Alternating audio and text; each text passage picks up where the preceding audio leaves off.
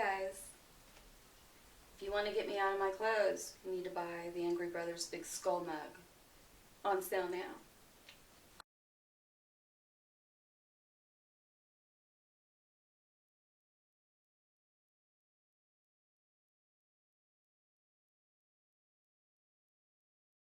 Greetings, faithful followers.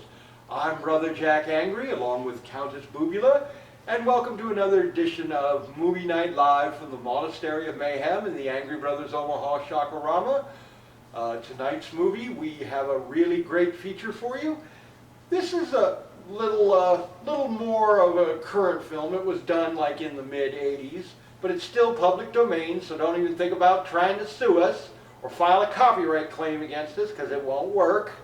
The whole purpose of what we do.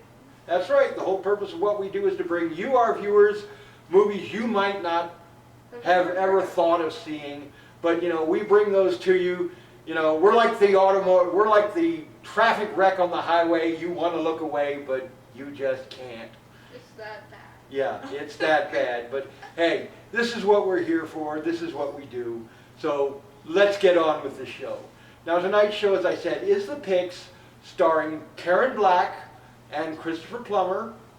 The plot of this movie is a detective and his partner are investigating the murder of a scantily clad woman in front of a New York City brownstone.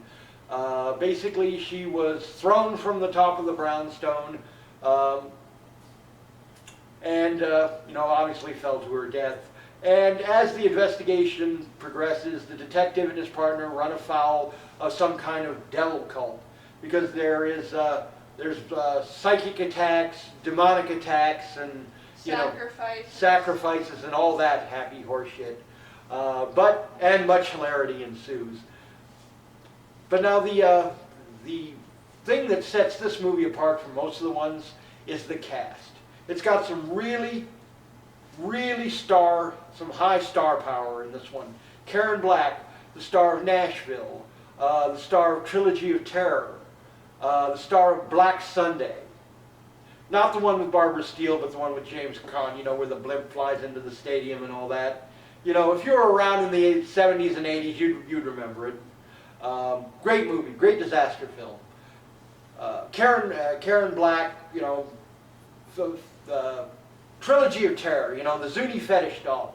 An iconic scene. We covered it on one of our earlier episodes. Did you ever see that one, Countess? I think I've heard of it. The little doll with the big teeth running around, Yeah, that rings a bell. I think I have one in my bedroom. Hey, the Zuni fetish doll, and no, it's not a sex thing. But, damn it, that would be a good title for a movie. Great name for a band, too. Zuni Fetish Doll. Wouldn't that be a band you'd want to go see? Yeah. Probably be at the Lookout, too, during goth night. Yeah. They don't do a whole lot of live music, but... Okay, well, it's like goth night at the Lookout Lounge. Check it out. Yeah. Fun crowd. You might even see somebody there that you know. Who knows? But anyway, the movie The Picks is, as I said, it's definitely a different breed of movie. It's got the horror aspect and the demonic. It's got this crime aspect in that it's centered around a murder investigation, the death of a young girl. There's possible prostitution involved. There's a lot of drug use involved. A little bit of fun trivia for you. Karen Black, when she was researching her role for this movie, she actually interviewed several recovering heroin addicts to know exactly the motivations and mindset and how and what makes a recovering addict tick. Psychological mindset? The psychological mindset, the way they might dress, the way they might act, how they might act when they're high, how they might act when they're coming down, and how they might act after they've been strung out for a few days. So, it's like to try and bring a more realistic approach to the role, which was paid off, which really showed in the movie. Very wise. Mm-hmm. Any really motivated actor is known to do that, but usually you have to look that up. Well, it's like, again, that's what we call method acting, you know. It's like you actually put yourself into the shoes of the character, and you try to experience the world from their point of view, so that carries through to when you're on stage. You kind of like leave yourself next door for a while. Well, that's basically, it's a good way to do it. I think that's the only way to really do it and be a convincing actor. Now, you've been thinking about getting into the acting game, haven't you, Countess? I can't say that,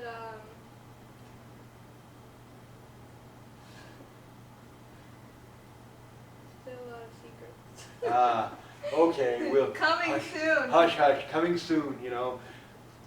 You heard it here first. We won't do any spoilers, dear. No spoilers. This is the real me. This is, and trust All me, here. it don't get no more real than this.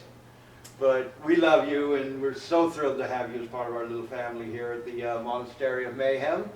But we're gonna, without any further ado, we're gonna get to the movie, The Pix, here on the Angry Brothers Omaha Shaka Rama. Sweet nightmare. Enjoy. Meet Elizabeth. I'm interested in you. I don't do this for nothing. Her business is pleasure, until her date with the Pix. Those people who came to see me this morning, they're interested in you. Today she has a date from which there is no return.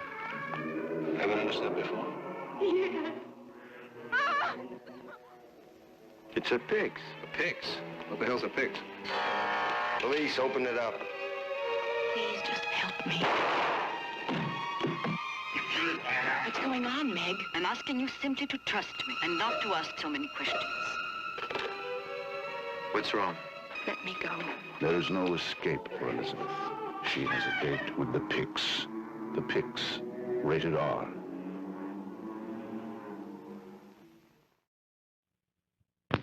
I sought him, oh, my soul. I sought him, but I found him not. I will rise up the city in the streets, and the broad ways I will seek him, whom my soul loveth. I sought him, but I found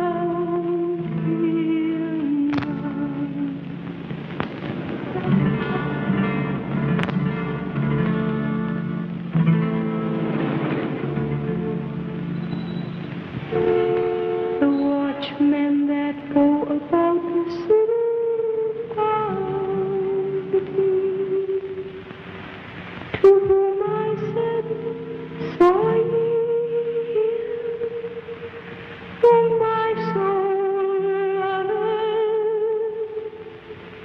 I sought him, but I found him not. It was battle that I passed from them, but I found him, whom my soul loveth. I held him and would not let him go, until I had brought him to my mother's house, and into the chamber the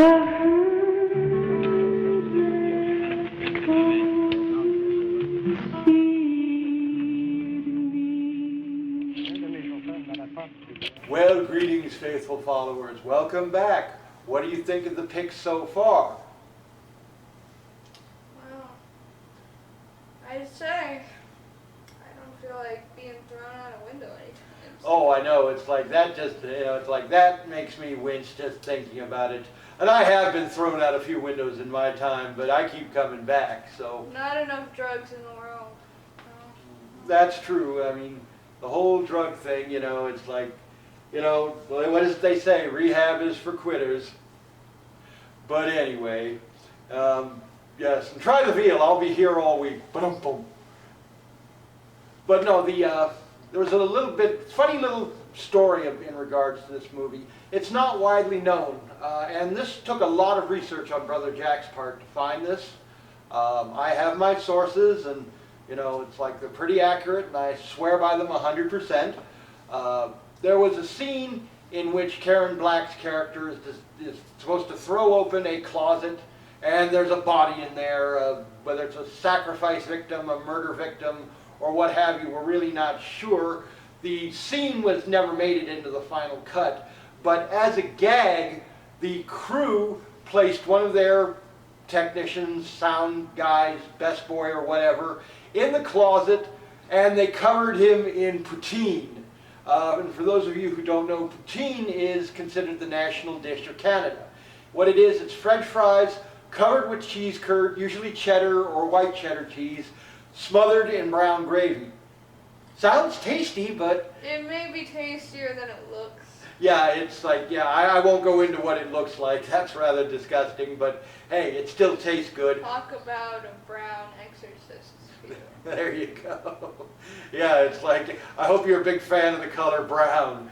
But this film, this scene, Karen Black sees this guy covered, wearing just his underwear in poutine. Let's hope it wasn't hot poutine. That might have been a little uncomfortable, but the first thing she proceeded to do was scream like a schoolgirl, and then the second thing was she had begun laughing so hard she peed on herself. So that was pretty much the end of filming for that day. That bit actually made it onto the gag reel, which is rumored to exist, but so far no copies have come to light and nobody's really talking about it. Christopher Plummer he's alluded to it in some interviews. Karen Black, before her death, outright denied it. The producers and directors of the films have said, yes, it exists, but they don't know where any copies are. So it's kind of a mystery, and maybe someday this will surface somewhere. Who knows? Maybe we can help with that. There you go. It's like, Brother Jack's good at finding things. So, you know what? If you're connected to this film and you know about this gag reel, let us know. We'll put you on the show and we'll give you a write-up in our blog and a few other sources. But anyway, so without any further ado, do you have something that you wanted to add, Countess, or? No, I don't think so. All right. Think about that for a minute. Yeah, let's just mull that over. It's like food. I don't know why people, when they want to play stupid jokes, they have to do food. Food is sacred. Yeah, I guess they were making sure she'd spill the ice cream at the end of the day. Exactly. My mom always said you shouldn't play with your food unless it's cute. Or feud. Yeah, there you go. Yeah. But, it's like, I'm a fan of playing with my food occasionally, Like a severed arm. Wonder how this would taste salted. We'll have to, wait a minute. Too much muscle. Yeah, I better watch out. Yeah. Yes, it's like, But anyway, we'll just mull this over a little bit, and we'll get back to the conclusion of the movie, The Pix, here on the Angry Brothers Omaha Shakarama. Enjoy. Sweet nightmares.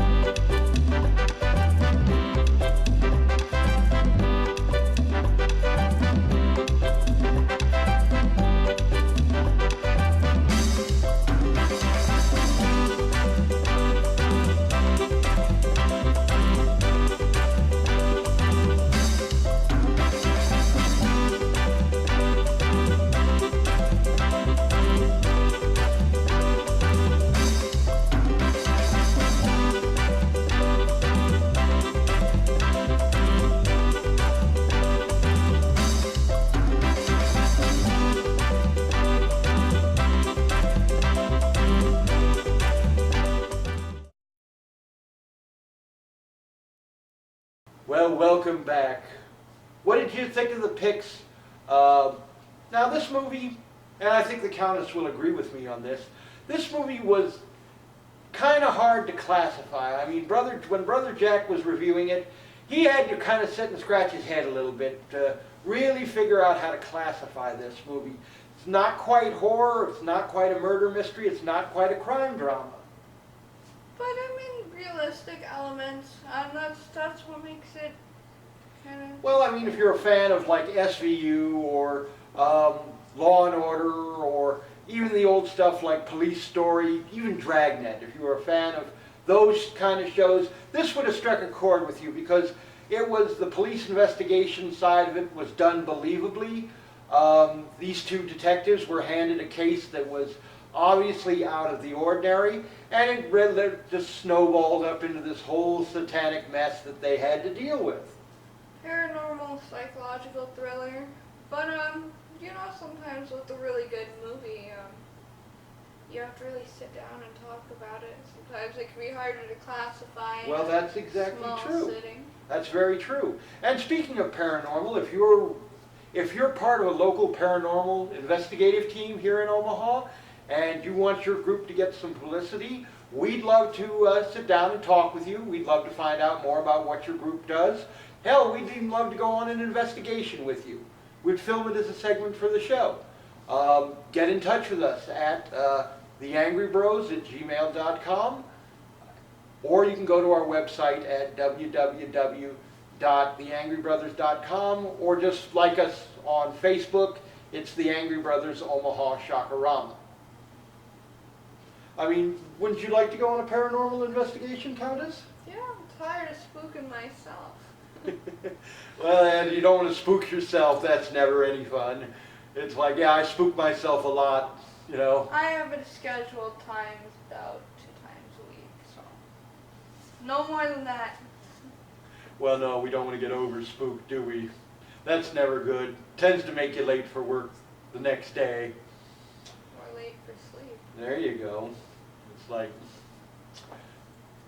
but anyway, so the picks, you know, we're going to give this, you know, because of the star power, we're going to give it a 4 on our scale of 1 Reggie being the worst and 5 Reggies being the best. We're going to give it a 4. So this was a top-notch entry into the category. It definitely broke a lot of the molds. It actually made you think a little bit. Just a little bit of trivia. You remember the scene where the satanic ceremony was going on in that chant? Basically that, and a lot of people have commented on how they got the chant to go off the way it did, because it was definitely unusual. That was actually done by speeding up the soundtrack, or the voice track of the film, with that in it, so it was played at like, I believe, 4 times the normal rate. Doesn't make it sound like Mickey Mouse is doing the Black Mass, but it makes it sound just odd and eerie enough that it's going to get your attention and it's going to hold it there. I guess that's a lot more original than the way they usually do it. Usually rewind. Well, definitely, definitely. You know, it's like, I don't know why they just didn't do it backwards, and you pointed that out, but, you know, I guess they don't want it sounding like an Ozzy Osbourne album. But hey, we all love Ozzy. Well, him and the Stairway to Heaven with Lead. I guess you can't play everything backwards. Well, it's like, you do, but then you end up sounding like Chicago to me. You know, we all remember that scene from Little Nicky, you know, don't play the Ozzy Osbourne backwards. Oz always came straight with his message, but now wrap your minds around this, and they're playing Chicago backward, and it's telling people to go out and spill the blood of the innocent. Makes me want Popeye's chicken. There you go. Oh, I know, that Popeye's chicken is the shiz. I love Popeyes. Well, actually, I love their red beans and rice better than their chicken, but... Yeah, if they don't skimp you out. Oh, I know. It's like they've been really getting kind of chintzy lately, haven't they? Indeed. You know, Popeyes, you need to I know the economy's not the greatest, but come on. It's chicken. You know, don't skip on the damn beans and rice. Come on, give us a break, for heaven's sakes. But anyway, next week we're going to be bringing you another great film here on the Angry Brothers Omaha Rama. I'm not going to say what it is just yet. We'll let you wonder about that. So from myself, Brother Jack Angry, the Countess Boobula, Brother James, Inferna, Torrid, and the rest of the gang here at the Monastery of Mayhem, good night and unpleasant dreams. Sweet nightmares. Oh, I love it when she says that. Gets me all warm and fuzzy. Oh, what? Supposed to get you cold and soulless. Well, it's like, I'm not a Republican, so I can't be soulless, but I can be cold, you know. I've been considered a cold Democrat, but I registered libertarian. It's easy to be cold when you live on Earth, There you go. especially in Nebraska. There you go. It's cold a lot here, come to think of it. Except for recently. Yes, it's been rather nice recently, and I mean, I do like the heat, although, you know, for my particular socio-ethnic group, heat isn't good. It just speeds up that whole decay thing, and then parts be falling off us, you know, and I don't want the good bits to drop off. It's just the sun. Yes, It burns. yes, it's like, yeah, you don't tan, you don't burn, you just kind of explode in the Right. sun. That wouldn't be a good look for you. No. Courage there, Countess.